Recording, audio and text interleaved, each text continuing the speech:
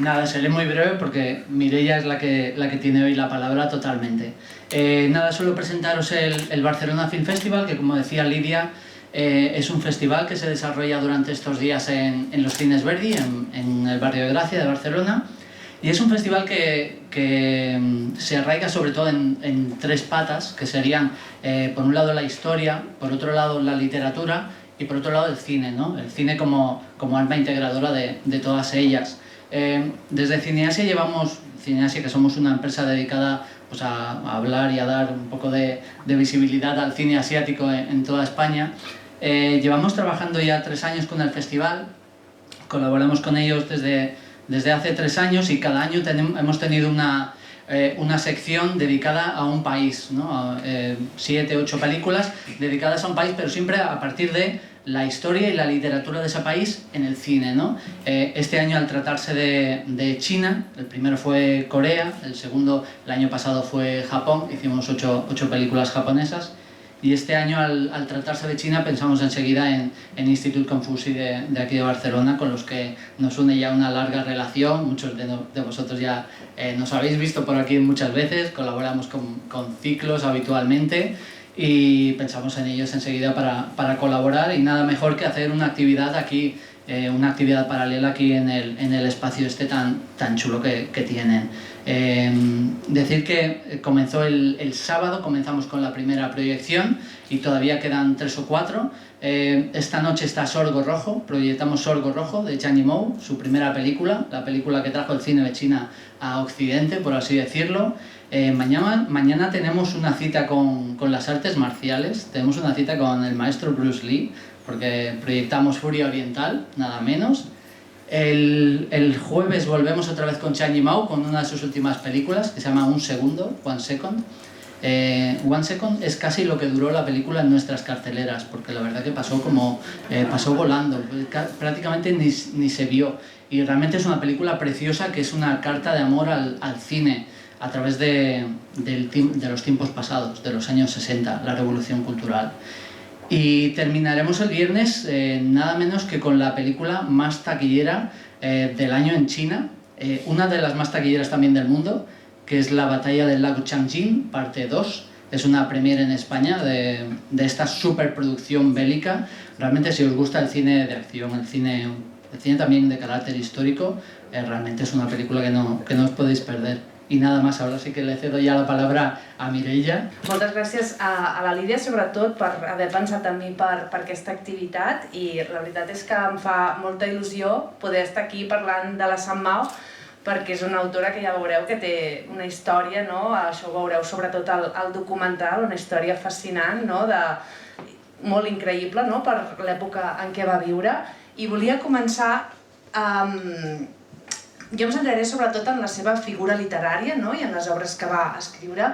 Per això he titulat aquesta presentació San Mao, el eterno viaje literario, no? Perquè de fet la San Mao es va fer famosa pels seus viatges, però ara ens torna cap aquí, no? Durant molt de temps només se la va poder llegir a Àsia, sobretot a Xina, Taiwan, es va traduir al japonès, al tailandès, però com veureu, fins fa molt poc no s'ha pogut llegir a Occident, per tant és aquest viatge de tornada que fa la San Mao.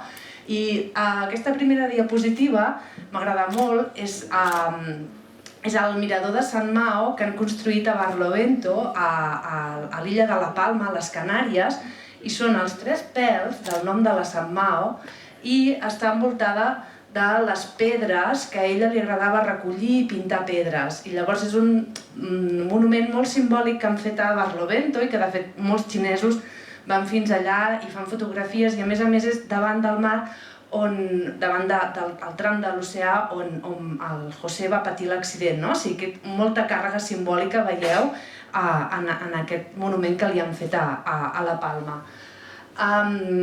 L'obra que va fer famosa San Mao és, sens dubte, Diaris del Sàhara. Aquí teniu amb el títol en xinès, Sahala de Kushi. Ella ho va començar a publicar en revistes. Llavors, aquesta data de 1974 són els relats que ella enviava a les revistes a Taiwan i es anava publicant els seus relats en revistes. I li van dir, ostres, estàs tenint molt d'èxit, no deixis d'escriure, no deixis d'enviar-nos relats.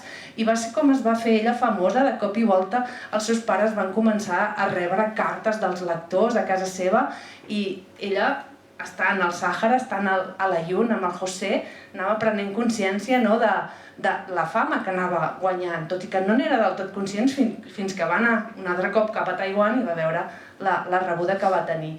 En format llibre va aparèixer el 1976. A nosaltres ens arriben les primeres traduccions publicades per Rata Books el 2016. Fixeu-vos que van passar 40 anys fins que l'obra de Sant Mao es va traduir i realment va ser gràcies a l'esforç i la insistència de Yolanda Bataller, que era la directora de Rata Books en aquell moment, que va estar insistint molt perquè la família era molt reticent a vendre els drets de traducció a Occident. Llavors ella els va convèncer, els va enviar cartes, va anar fins a Taiwan i finalment van aconseguir els drets de traducció i van ser les dues primeres traduccions al català i castellà. El català la va fer la Sara Rovira i la Irene Torcarroggio, la de Diaris del Sàhara, i el castellà la va fer la Irene Torcarroggio, que és la que l'ha traduït totes les obres al castellà. Llavors van ser les primeres traduccions a llengües occidentals. Després en van venir d'altres, va venir la traducció 2019 a l'italià, a l'anglès, i s'ha anat traduint a més llengües occidentals, però fixeu-vos que van haver de passar 40 anys fins que realment la vam poder llegir aquí. Sant Mao va ser una autora molt prolífica. Us he portat un recull de portades només perquè us feu una idea de la gran quantitat de llibres i gèneres que va tocar. Es coneix sobretot per la literatura de viatges, però aquí teniu, per exemple, L'època de pluges no tornarà, que són els seus primers relats com d'adolescència, que veiem una Sant Mao adolescent que parla dels desamors, de quan anava a l'institut, i que veiem una mica ja com se li va forjant el seu caràcter. Després, aquí teniu una altra edició, ja veieu, molt més moderna. Aquí ja són relats de quan vivia a les Canàries. Aquí, El plor del camell, que és com una novel·leta, és un relat una mica més llarg, que el podem llegir en català i castellà a dins de Diaris del Sàhara, que és un dels seus relats més famosos i més colpidors també, perquè és quan explica la fugida del Sàhara i com se'n van anar a les Canàries. Aquí tenim relats també de quan vivia a Canàries. Aquests són els seus relats de quan va viatjar a Llatinoamèrica, en aquest llibre. Aquest llibre no està traduït a cap llengua occidental, com a mínim jo no en tinc pas constància. I és quan ja s'havia mort el José i la Sant Mao torna a Taiwan, des de l'editorial l'engresquen perquè se'n vagi a Llatinoamèrica i fa com un tour per un munt de països llatinoamericans i va escrivint els seus relats que va enviant perquè la gent la pugui anar llegint. Aquí tindríem el Tanshin, és un llibre de cartes dels lectors. La Sant Mao també, els lectors li escrivien cartes que es publicaven al diari i això, la Marina de la Cruz, va ser alumna meva i va fer un treball sobre Sant Mao molt interessant. Va descobrir, per exemple, que a vegades hi havia lectors que li escrivien unes cartes molt elaborades. Oh, Sant Mao, em sembla que t'he vist sortint del cotxe i m'ha fet molta il·lusió perquè sóc molt fan teu. I la seva resposta era, sí, era jo. I ja està.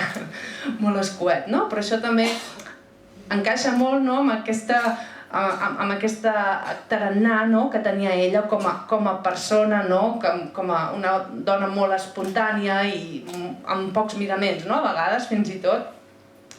Aquí tenim un recull de les seves columnes al diari i aquest últim em sembla també molt curiós perquè es diu Els meus tresors i és un llibre en què parla dels seus objectes preuats. I també encaixa molt amb aquesta imatge que tenim d'ella d'una dona hippie que va recollint coses i que els hi va donant un valor simbòlic i emotiu, i en aquest llibre, que tampoc està traduït, veiem aquestes descripcions que fa ella dels seus tresors, que potser un tresor és una pedra que va recollir en algun lloc. I I podria continuar ensenyant-vos portades, ja veieu que n'hi ha d'antigues, n'hi ha de més modernes, n'hi ha de Xina continental, n'hi ha de Taiwan, perquè realment les seves obres s'han anat editant i reeditant, s'han fet diferents antologies, llavors és com molt difícil. Però quantes obres va escriure? És difícil perquè ella anava escrivint relats i llavors els relats s'han anat publicant, no? I no hi ha com una xifra exacta de quantes obres va escriure, no? Perquè depèn de com ho compteu, doncs surt un número o un altre, però realment va ser molt, molt prolífica. També va ser traductora, va fer arribar la Mafalda als lectors taiwanesos i més endavant també a Xina continental. La portada de l'esquerra és una edició més antiga, no? En xinès tradicional, i la de la dreta ja veieu que és moderna, no? Cosa que dona fe que les seves traduccions encara són ben vigents.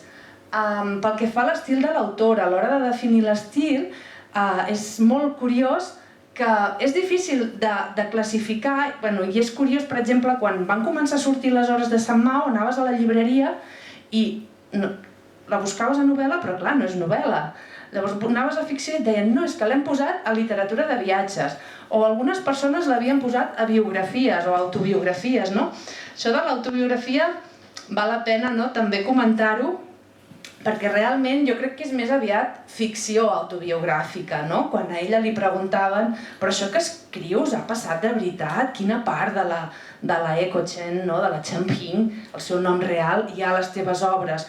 Doncs corre la veu que ella deia que un 30% era veritat i un 70% era invenció. Sí que hi ha coses que van passar, hi ha fets històrics que narra, hi ha la mort del José, que és un fet real que va passar, però clar, hi ha molta invenció, no? I això també va ser una de les coses que vam haver des de l'editorial i les traductores de parlar molt bé amb la família del José, perquè clar, la Sant Mao feia servir noms reals, no? I quan la família del José, després de 40 anys, van llegir les obres que escrivia la seva jove, van dir, ostres, aquesta no és la Sant Mao que vam conèixer, no?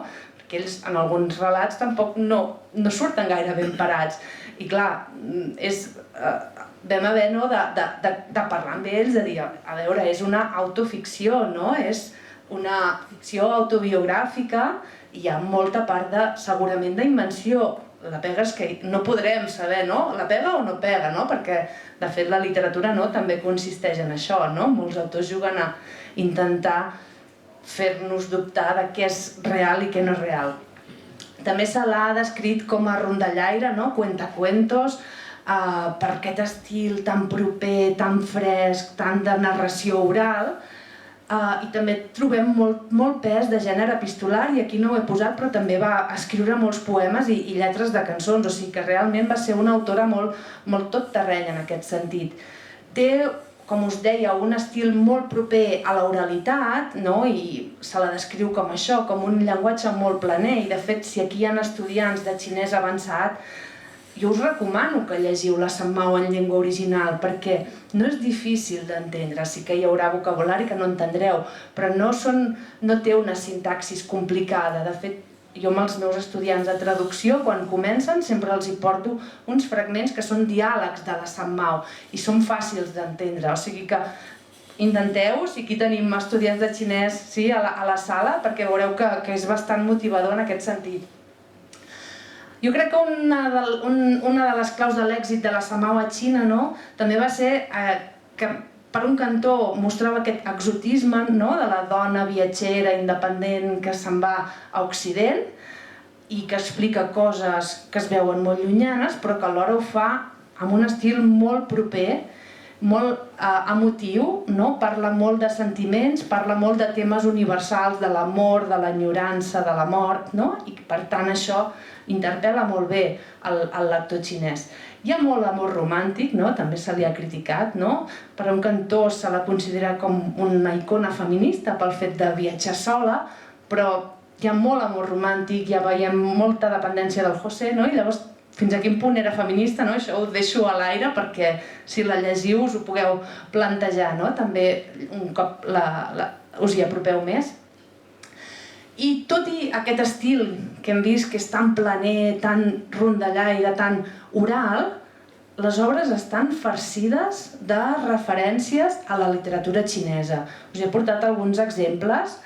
Hi ha molts versos de poesia clàssica xinesa a les seves obres. Per exemple, aquí en trobem un de Su Shi, que apareix a diaris de les Canàries i que jo el vaig traduir, us tradueixo aquest fragment que he projectat aquí en pantalla. Diuen que a la vida només hi ha una probabilitat de compartir trajecte en vaixell.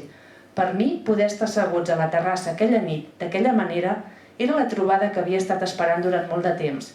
I aquí ve el vers de Su Shi, que és un poeta de la dinastia Song. Quan hi haurà lluna brillant? Pregunto al cel, amb una copa de vi a la mà. Però això, en xinès, no ho destaca de cap manera, no posa ni cometes ni cursiva, per tant, és una mica... és una referència intertextual que et passa totalment invisible, no? A no ser que tu coneguis aquell vers o que tornis boig buscant-lo perquè l'has de traduir i dius ara no entenc què ha sortit aquí, no? Com va ser el cas de la Irene i meu quan fèiem la traducció. També hi ha referències a obres clàssiques, no? Per exemple, en un passatge compara el José, no? Amb el Ren Xiaoqi, no? Però si era la viva imagen de Ren Xiaoqi, no? Que és un pescador que surt a l'orilla de l'aigua. I moltes referències també a la cultura tradicional i popular, com aquesta cançó, que no sé si tenim temps d'escoltar uns segons d'aquesta cançó. Sí? Doncs poso un moment. Ai, des d'aquí no podré. Bueno, des d'aquí no podré, però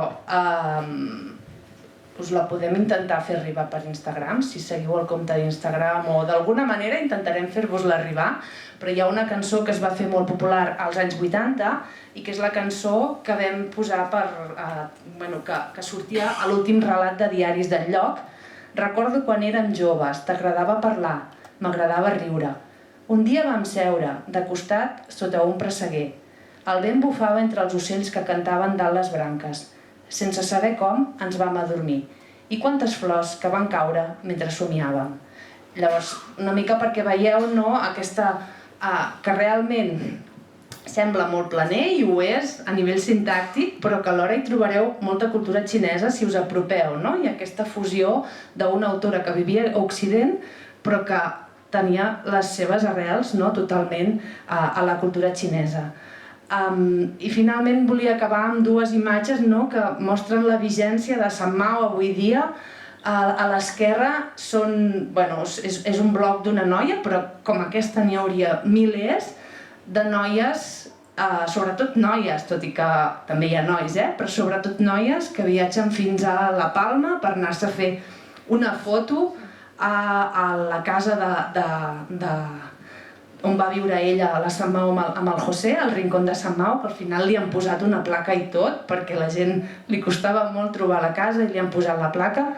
I la de la dreta, que és una meravella, han fet un banc, no?, amb el llibre de la Sant Mao obert, amb la traducció de la Irene, que és una traducció més a més preciosa que es pot llegir per l'altra cara del banc i que també demostra, no?, doncs, que realment fa anys que va morir, però està molt viva entre els lectors i esperem que cada cop ho estigui més, no?, perquè cada cop se n'està fent més difusió i es coneix més. I no m'allargo, no he parlat de la vida perquè la vida la coneixereu sobretot al documental i després si hi ha preguntes, encantada jo i segur que la Marta també de contestar-les. Moltes gràcies. Pues lo dicho, Marta, felicidades por el documental. Bueno, a mí personalmente me gusta mucho y es la segunda vez que lo veo y la verdad es que cada vez es de esos documentales que creo que cada vez que lo viera encontraría detalles que también diría, ay, qué chulo esto. Gracias. No sé, quizá una primera pregunta sería que nos contaras un poco cómo surge la idea de hacer este documental también en un momento en el que prácticamente todavía no se habían publicado las obras de Sant Mao en español ni en catalán tampoco, y cómo os llega esta idea de un documental, ¿no?, sobre una escritora tan famosa en China, pero todavía tan desconocida aquí cuando vosotras empezasteis. Pues la verdad es que son las casualidades de la vida, porque nosotros teníamos una compañera de trabajo que un buen día estábamos Ana y yo, bueno, pues un poco elucubrando ideas para documental y habíamos quedado con ella por otras cosas, con Lorena, y nos dijo, oye, yo algún día os tendré que contar la historia de mi tía China. Digo, ¿qué tía China? Y dice, sí, la mujer de mi tío José María Quero, que se casó con una escritora chino-taiwanesa.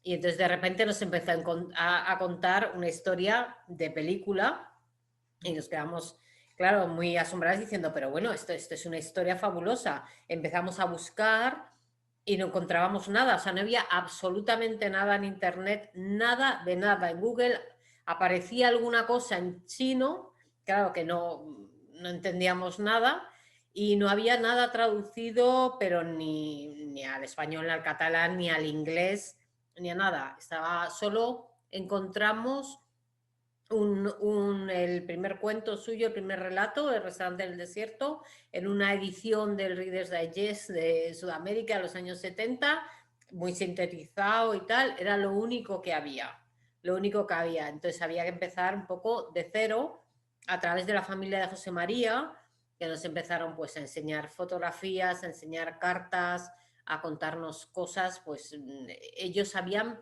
además perdido la pista. O sea, les había llegado, o sea, después de morir José María, pues habían seguido teniendo contacto con Eco, para ellos es Eco, no es San Mao, es Eco, es un hombre en Europa y en España, y hasta pues los años 80 y poco, que ella ya dejó Canarias y dejó España, ¿no?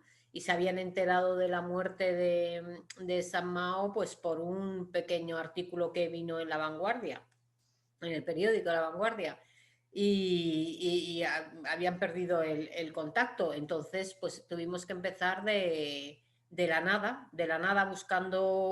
buscando los cuentos en chino, localizando a Irene Tor, que fue la traductora que nos fue ayudando, y bueno, pues de la nada.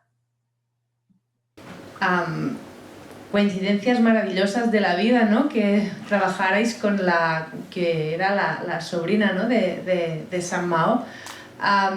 Y cuéntanos un poco cómo es ya más bien el proceso de documentación en China, en Taiwán, en Hong Kong. ¿Qué dificultades tuvisteis, por ejemplo, para encontrar materiales o para que os concedieran entrevistas?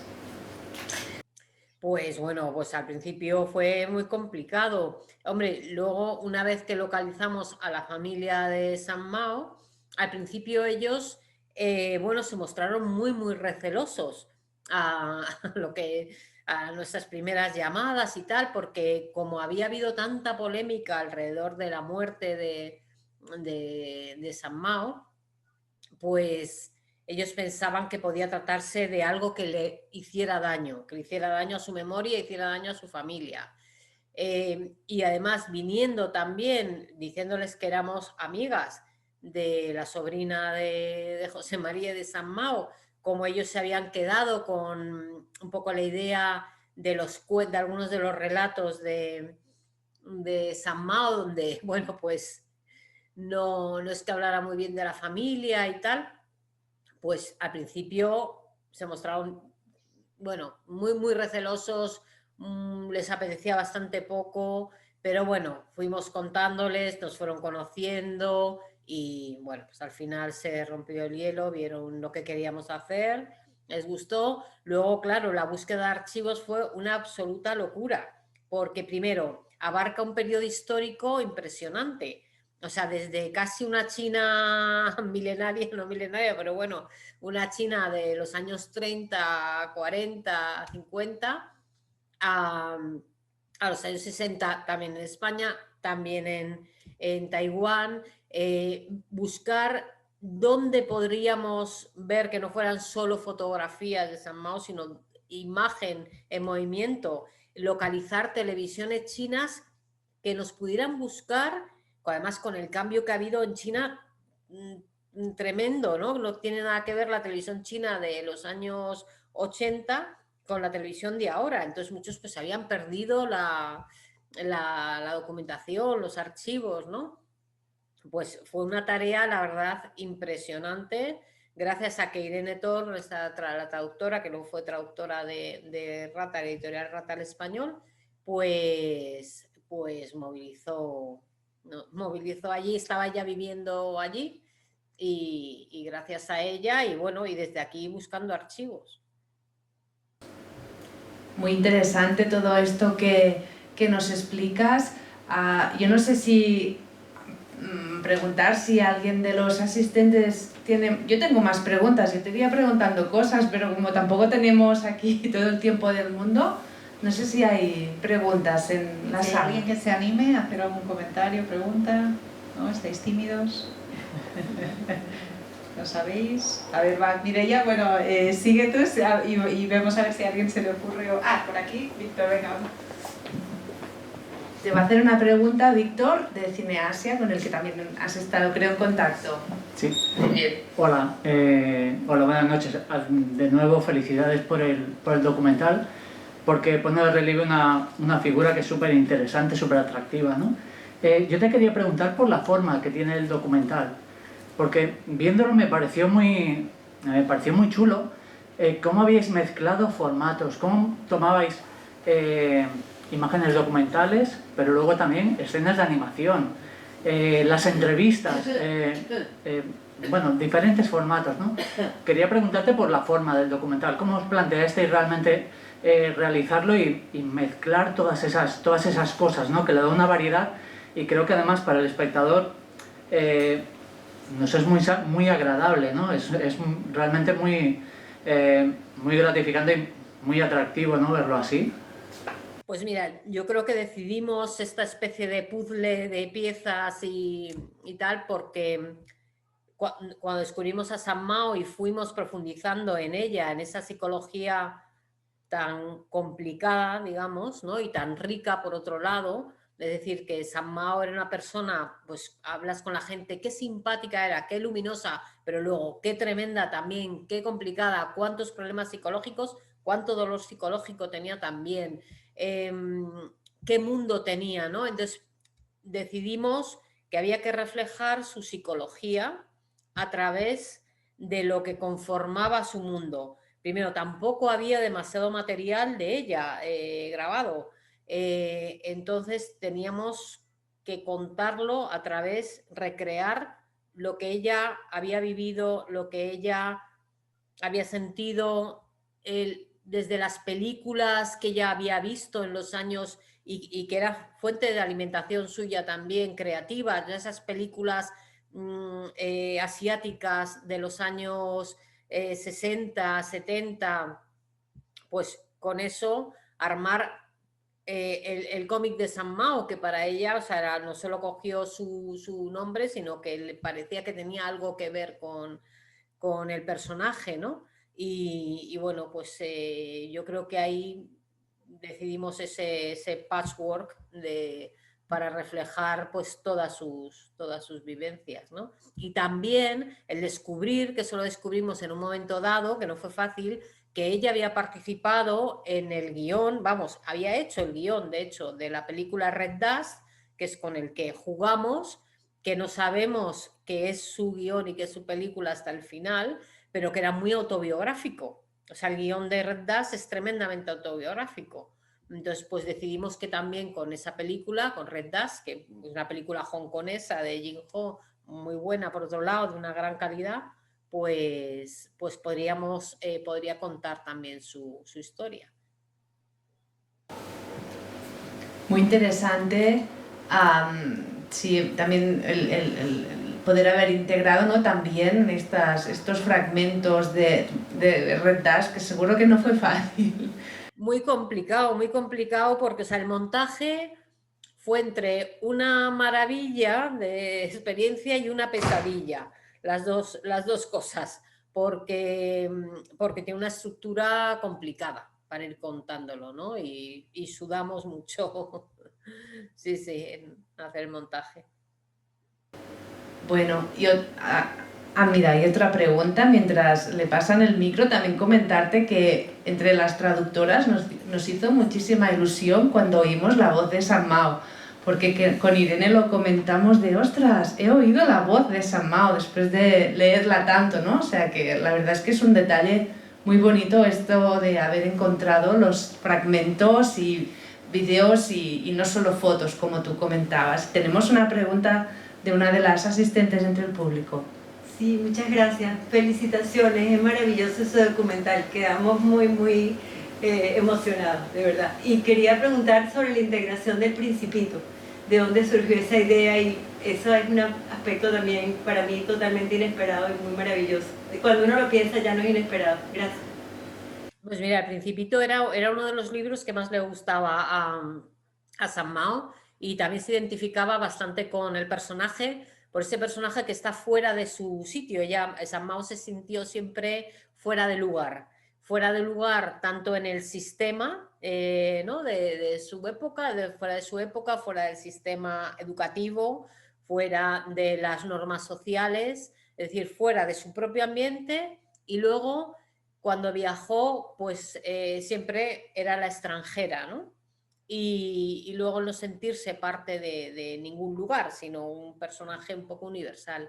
Entonces sí tenía esta, bueno, pues, implicación con el personaje del Principito. Y luego encima vimos esta película, que es una película lituana, que es muy bonita, que nos cedieron con esas imágenes del desierto, y también nos pareció que había ahí un paralelismo incluso con José María, con un José María ya muerto incluso, que bueno, pues que nos pareció que también podía reflejar esa angustia, ¿no? de la muerte de José María. ¿Alguien más? Sí. Ahora te paso el micro a otra asistente, pero te quería preguntar, Marta, felicidades, bueno, soy Lidia.